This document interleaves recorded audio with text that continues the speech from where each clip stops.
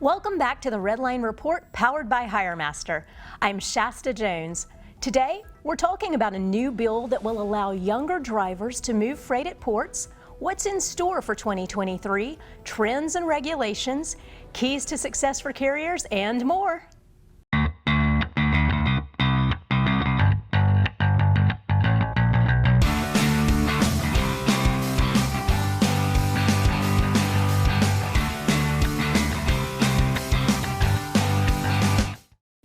In the news last week, legislation aimed to allow younger commercial drivers to transport freight from ports. The bill was recently introduced in the U.S. House of Representatives, led by Representative Brian Mast. The Ceasing Age-Based CAB Trucking Restrictions Act would classify certain statewide freight operations linked to ports as in-state matters. In a statement on January 10th, Mast said, quote, "For the better part of 2 years, families have struggled to get the goods they need, from baby formula to toilet paper, and Joe Biden has failed to fix it." End quote.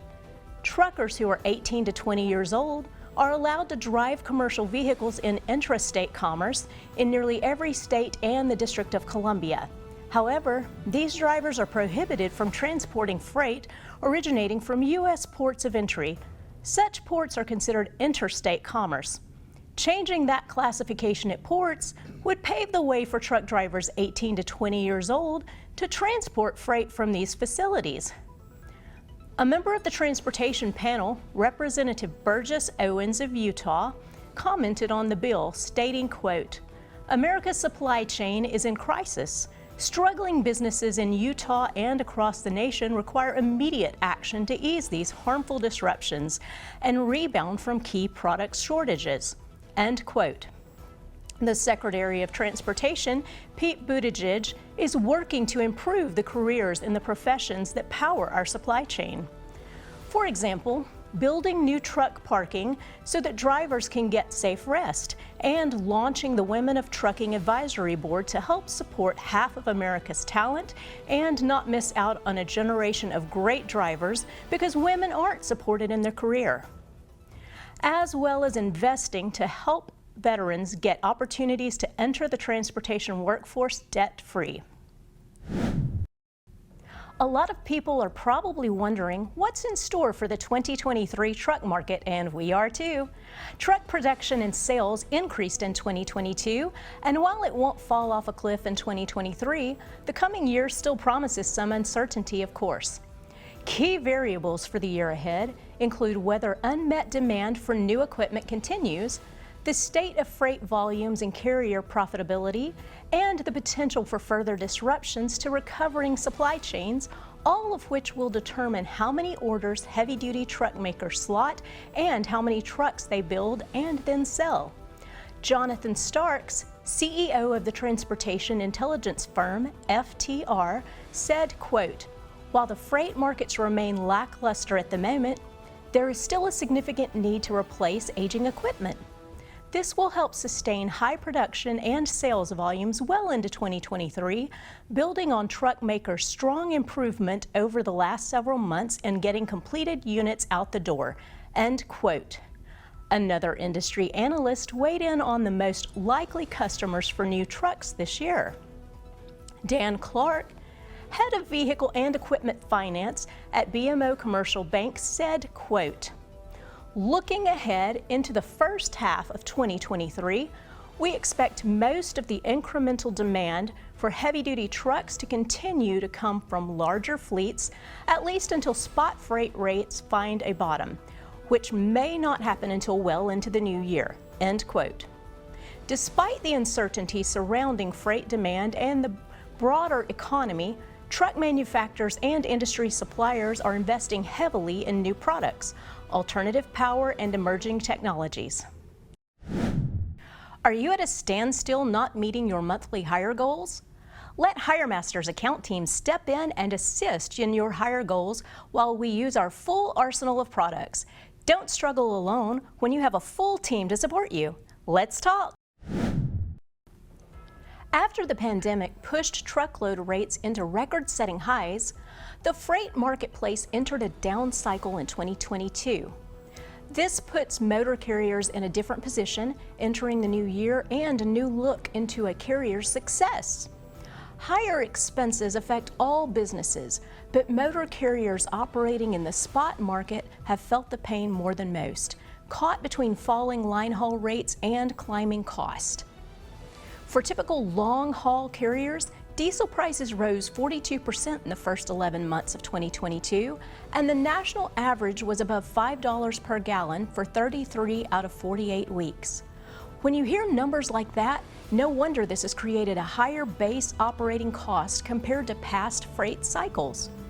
Currently, those costs for a long-haul, small fleet carrier or owner-operator are between $1.70 per mile and $2.05 per mile. Obviously, depending on the length of time in the industry, equity levels, and insurance cost. There should be some relief on the revenue side of the ledger by mid-year, with truckload rates expected to rebound in Q2. But the focus for 2023 will be on the expense side of the books. With thinner margins, carriers will need maximum asset utilization.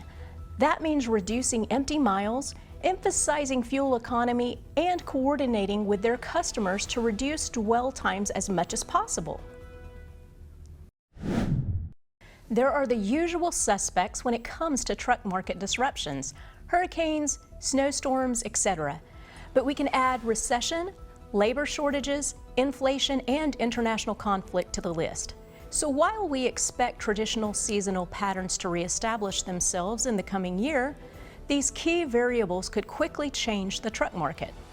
In other words, the need for flexibility never goes away. Here are just a few trucking trends and upcoming regulations we will see in the new year.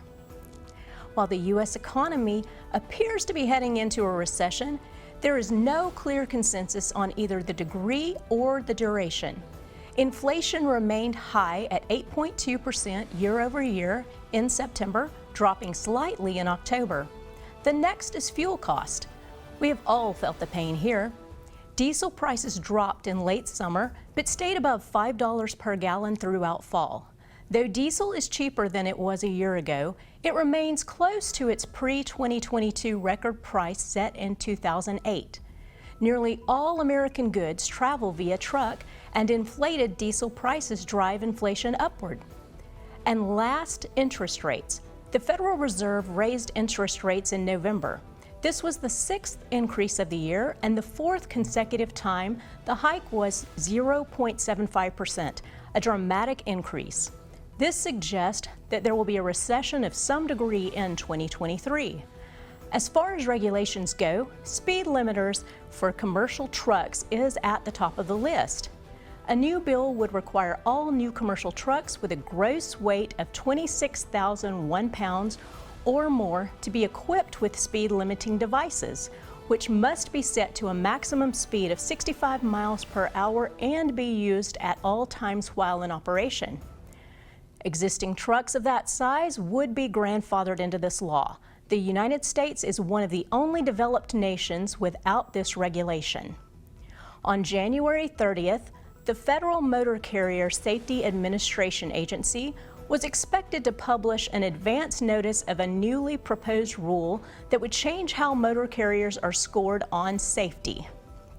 FMCSA is seeking information on how the agency might use data and resources more effectively to identify unfit motor carriers and to remove them from the nation's roadways, the report stated. FMCSA would seek public comment about the use of available safety data, including inspection data, in determining carrier fitness to operate. Let's start the new year with a sustainable resolution. A positive and overall good culture at work goes beyond the four walls of your office. Let the culture and general sense of appreciation extend to the hardworking drivers on the road. Make every employee feel informed and communicate with them about the big picture. Provide growth and challenges with your team. Promote optimism. A little goes a long way. The workplace culture within your company can have an enormous impact on the success and safety performance of your business. Influencing a workplace culture positively requires members of management to be effective leaders. In return, their support of a positive workplace culture will improve productivity and quality, as well as encourage safe attitudes and behaviors. A company with a positive culture will also attract top-tier talent and will have higher employee retention rates. Thank you for joining us for this week's Redline Report. I'm Shasta Jones. Be sure to subscribe to our YouTube channel to catch each episode of the Redline Report powered by HireMaster. See you next week.